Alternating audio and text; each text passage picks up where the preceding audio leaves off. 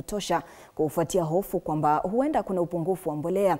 Mwenyekiti wa kamati ya kitaifa ya mbolea Rashid Kator amesema kuwa zaidi ya mifuko milioni 1 ya mbolea imeshatolewa kutoka bandari ya Mombasa kwa ajili ya kusafirishwa hadi sehemu za mashambani. Hata hivyo, amesema kuna changamoto kutokana na idadi kubwa ya wakulima wanaofurika katika vituo vya usambazaji vya bodi ya kitaifa ya nafaka na mazao yani NCPB, hali ambayo inasababisha ajira ya wafanyakazi wa muda, kupunguza msongamano. Wakulima, ingawa wameshukuru kuwa mbolea inauzwa kwa bei nafuu, wamesema wanasubiri kwa wiki kadhaa kupokea mgao wao, wengi wao pia wakilalamikia kuwa wanapata mifuko michache ya mbolea kuliko walivyotarajia. Kama iko shida yote mtu...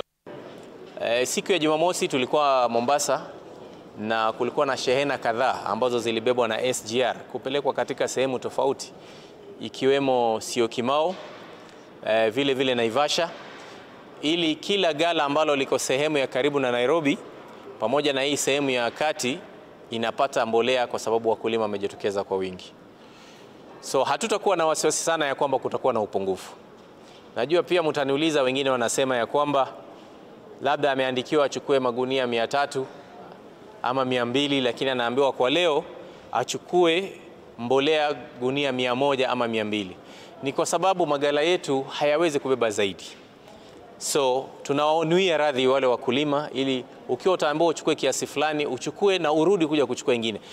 Hiyo ambayo kama umeandikiwa ni yako ni 50, hata kama imepunguzwa kwa magunia 10, hiyo 10 bado utapata, ili kila tunapoongeza ndio mtu aweze kuja kuchukua. Basi nasikia ni mifuko 2 na kwangu haitoshi nikiangalia, lakini unajua tukipata kama mgao yani kwa kila mtu apate moja, ingawa kila mtu tupate kila mtu, juu ni mfumo wa mvua, tafurahia.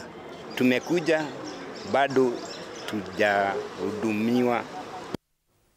Kwingineko, mtazamaji, viongozi wa vyama vya walimu kaunti ya Kajiado wametaka DCI kuchunguza madai ya kuondolewa kwa maelezo ya baadhi ya wanafunzi kwenye mfumo wa NEMIS, hali inayowanyima ufadhili wa serikali.